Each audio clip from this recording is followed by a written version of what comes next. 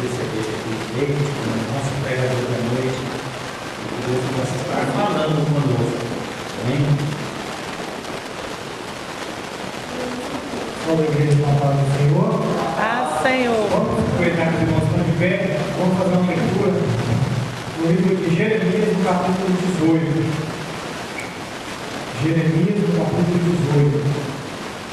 Vamos falar hoje sobre um tema que dá para falar sobre vários outros temas. Então, essa leitura que nós vamos fazer vai ser apenas uma leitura para dar início a essa palavra, mas eu espero que nenhuma palavra que eu venha falar aqui hoje possa ser para encher linguiça, possa ser da minha vontade de falar, mas que seja a voz de Deus aqui nesse momento. Amém? Glória a Deus. Jeremias, no capítulo 18, versículo 1. A palavra que veio do Senhor a Jeremias dizendo: levanta-te e desce à casa do oleiro, e lá te farei ouvir as minhas palavras. O 3. Desci, pois, à casa do oleiro, e eis que ele estava ocupado com a sua obra sobre as rodas, como o vaso que ele fazia de barro se estragou na mão do oleiro, tornou a fazer dele outro vaso, conforme pareceu bem aos seus olhos fazer. Podeis sentar. Glória a Deus. Nós olhamos para a palavra de Deus, amado, e nós percebemos que o nosso Pai, o Senhor Jesus Cristo, nos compara a igreja, o corpo de Cristo, como um vaso. Verdade. Como a pastora Tânia costuma pregar aqui falando sobre o vaso, ela costuma dizer, através dos seus estudos, que o vaso, para o moleiro fazer o vaso, para ele ficar um vaso bonito, perfeito, a primeira fase que ele passa é a fase de ver se tem alguma raiz, porque o barro contém sujeira, contém impurezas. O barro, para ele ser puro, a argila, ele tem que ser observado. E muitas vezes, para a gente ver esse formato, para a gente observar os erros, o goleiro começa a fazer aquele barro, já começa a trabalhar naquele barro, e ele já começa a criar uma forma de vaso. Mas de repente o goleiro olha para aquele vaso e vê que contém algumas pedrinhas, algumas ranhuras, algumas raízes ali de algumas plantas, de onde foi colhido aquele vaso. Mais que depressa, ele começa a puxar aquelas impurezas, começa a puxar aquelas pedrinhas.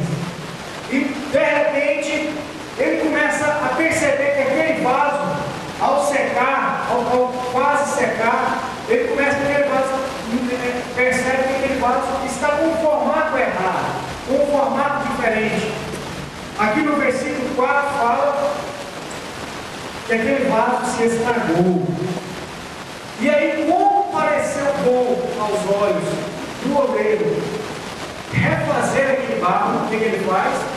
Ele pega aquela massa de barro ali já quase pronta e a massa ela todinha de novo, põe mais água e transforma aquele vaso da maneira que ele bem entendeu.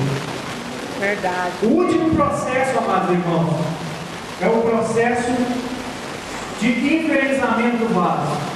Vocês percebem que os vasos agora, os vasos atuais, eles são invernizados, são todos chiques, todo brilhoso.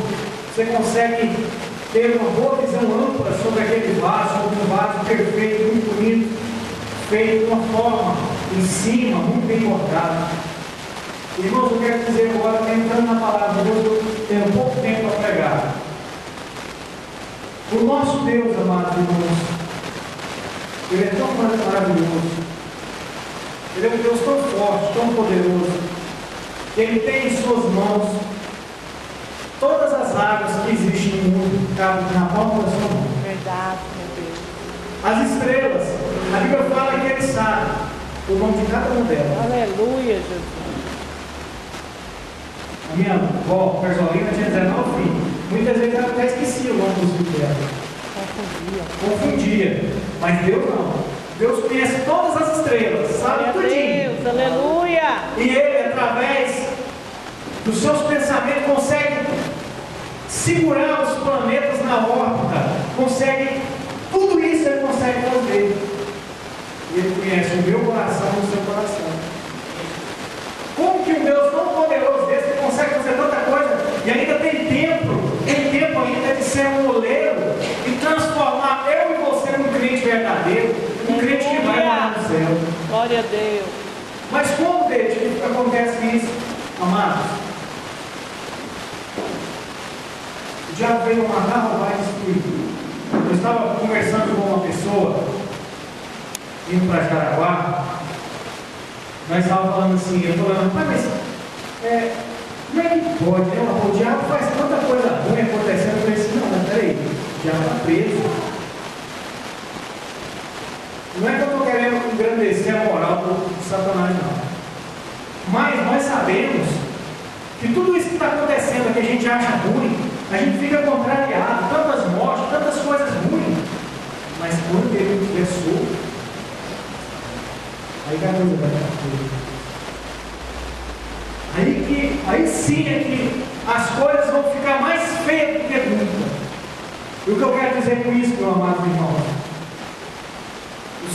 A terça parte dos anjos, os espíritos ruins que ficam rodando, jogando seta para mim e para você, contra a nossa vida, é exclusivamente para fazer eu e você parar de vir na igreja, ceiar, parar de sentir a presença de Deus. Hoje eu estou gostando deste culto aqui, por mais que eu não estou sentindo assim muito glória a Deus, eu não estou escutando, mas graças a Deus a igreja está cheia. Mas eu quero dizer uma coisa para você: não adianta a nossa igreja estar lotada, cheia de gente, se aqui não tiver pessoas que estão com pensamentos ligados, não estão conseguindo sentir a presença de Deus, a glória de Deus, um coração machucado, um coração cheio de ódio.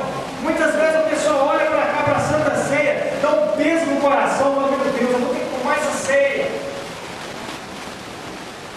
Eu quero dizer uma coisa para vocês, meu amado irmão. Não fique sem cear, custe o que custar. Se for preciso conversar com o pastor, conversa. Mas eu quero dizer uma coisa para você: o diabo quer nos afastar da presença de Deus. Muitas vezes, irmãos, você já não consegue mais sentir a glória de Deus, o mover do Espírito Santo. Verdade.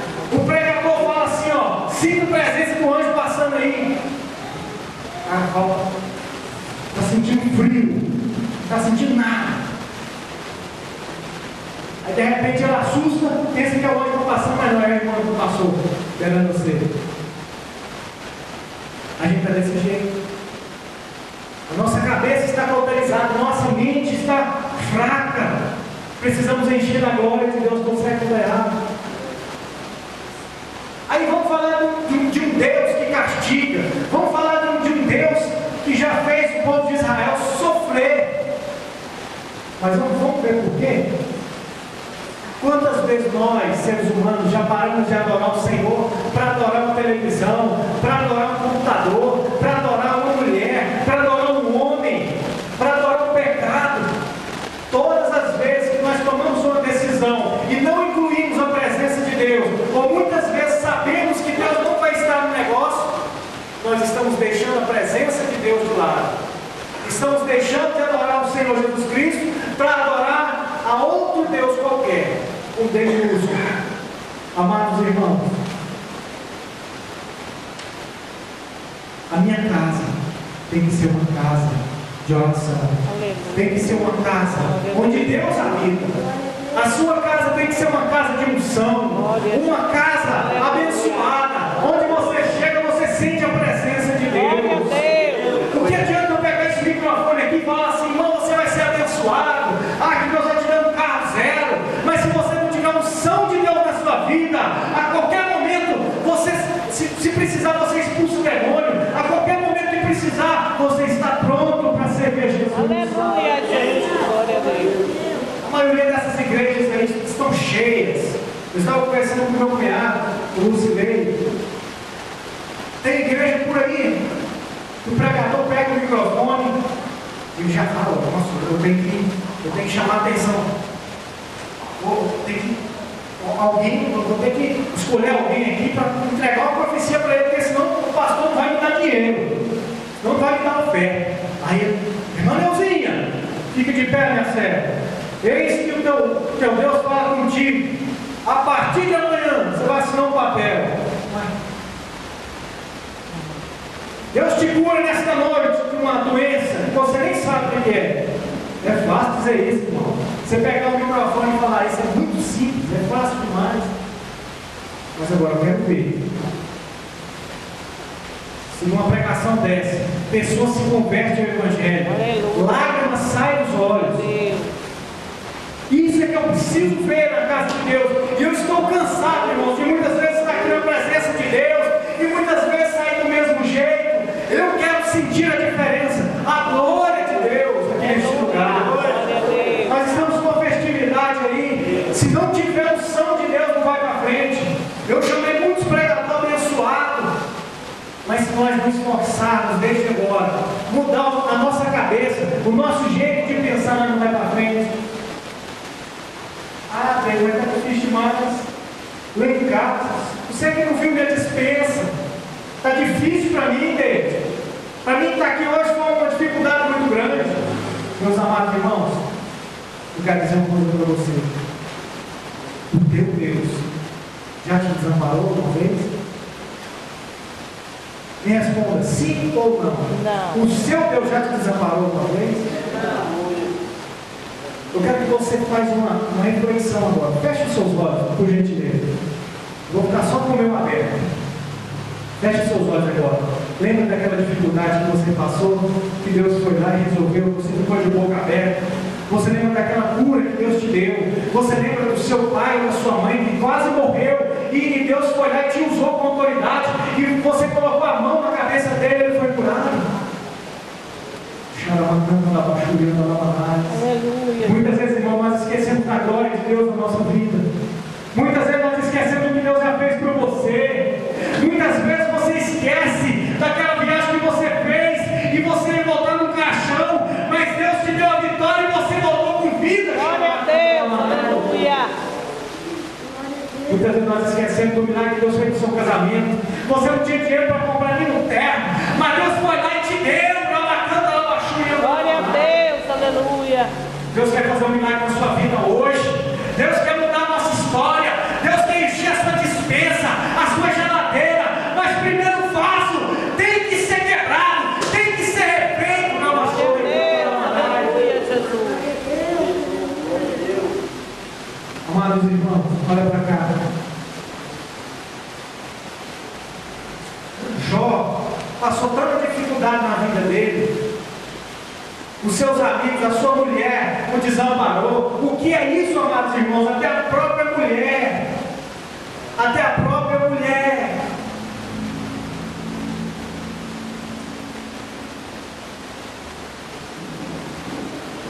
Já pensou, irmão? Sua mulher vem para você e fala assim: por que você não suicida? Larga esse Deus seu que já te desamparou e morre. E vamos morrer. Já pensou no lar? Ou se a sua esposa vai falar isso para você? Irmã divina, imagina, irmã daí, uma situação dessa. A irmã vira para o seu companheiro que só aguentou cada arroz que ele já comeu. Imagina só, vira para ele e fala: amaldiçoa o seu Deus e morre. Irmãos, aquele ali uma coisa colocou uma faca no coração. Mas sabe o que ele fez? Tu falas como uma louca. Eu não vou abandonar o meu Deus, não. Irmãos, glória a Deus. Você não tem que mostrar nada para ninguém. Não precisa ficar preocupado do que as pessoas pensam a seu respeito, do que as pessoas acham de você, do seu ministério, do jeito que você anda, do jeito que você se veste. Mas uma coisa você tem que ficar preocupado: como que Deus está enxergando você aqui na terra? Onde é o seu lugar? Glória a Deus. Se o que você está fazendo na presença de Deus, Deus está recebendo, se o seu louvor está agradando ao Senhor Jesus Cristo ou não, é isso que você tem que ficar preocupado. Mas quando muitas vezes a gente chega lá no espelho, eu tenho que acabar com essa barriguinha minha, eu tenho que fazer isso, eu tenho que fazer aquilo. achando da minha aparência e da sua aparência? Será que nós estamos agindo, nos vestindo como uma pombagira? Ou será que estamos vestindo para Deus? Hoje é um momento de reflexão. Eu estou falando isso aqui, mas está servindo para mim. Outra área que eu quero entrar, antes de terminar, pastor, qualquer coisa você puxa meu paletó. Diga comigo, casamento. Eu tenho que falar isso aqui hoje. Me perdoa, mas eu preciso falar isso aqui hoje. Me perdoa, minha esposa, mas eu preciso falar isso aqui hoje.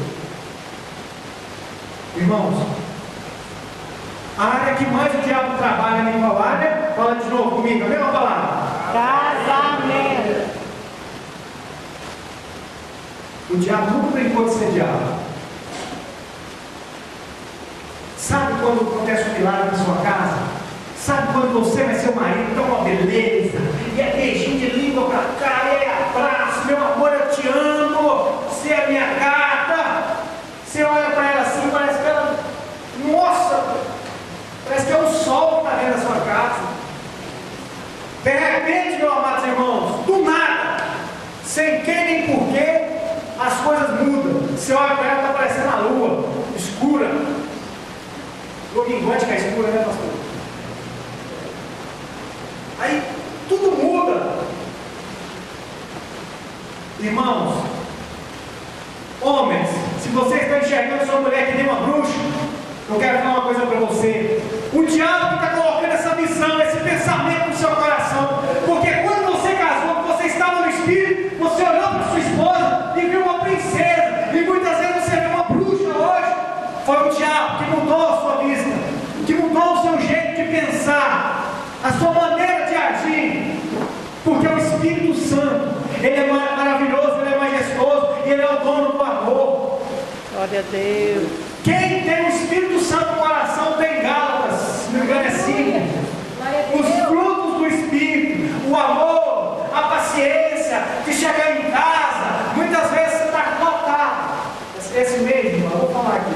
Esse mês eu vou ter que trabalhar para 3 pessoas, porque tem 2 pessoas dando férias, e eu vou cumprir as férias dele. Imagina eu chegar lá em casa, cansado, triste, e minha mulher. Alguma coisa aconteceu no serviço dela também. Estou falando que ela fez isso. Viu, anjo? Te amo. Aí de repente chega lá e está numa situação desse jeito. Tem que ter paciência. Tem que amar. O nosso Deus, Ele nos deu uma coisa chamada zerar. Todos os dias nós temos que zerar. E acordar um dia novo, abençoado, esquecer as intrigas, esquecer os pensamentos malignos, esquecer tudo. Aí o seu casamento vai ser abençoado, o seu dia vai ser abençoado, você vai para o seu trabalho feliz, porque todos os dias você sabe zerar, mas tem que ter a ajuda do Espírito Santo, porque ninguém é santo, todo mundo erra, todo mundo fica chateado, todo mundo tem o direito de ficar pelado.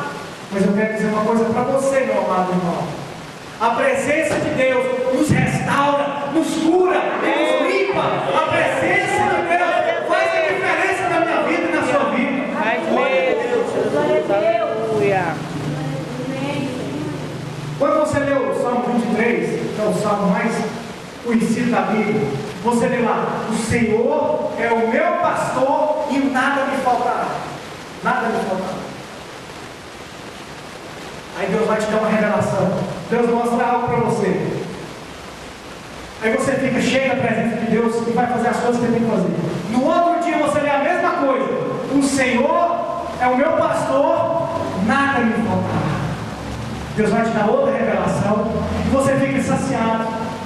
Nós podemos viver apenas de um versículo, que Deus faz tudo para nós. Você sabe o que é isso? É porque o poder de Deus na nossa vida é maravilhoso, que Ele se renova dia após dia, glória após glória, ano após ano, século após século. E o nosso amor que nós temos pela nossa esposa, pelos esposos, tem que ser também dessa forma. Tem que ser um amor que renova a cada dia. Porque o amor ágape está no seu coração, que é o amor de Deus, pela nação. Muitas vezes nós olhamos para uma pessoa lá fora. Esse dia para trás eu estava na rodoviária e deparei com um cara desse tamanhozinho, com as pernas dele parecendo um alicate, um monte de trem na cabeça, e ele mancando, e aquele trem não caía da cabeça dele, e um monte de saco nas costas.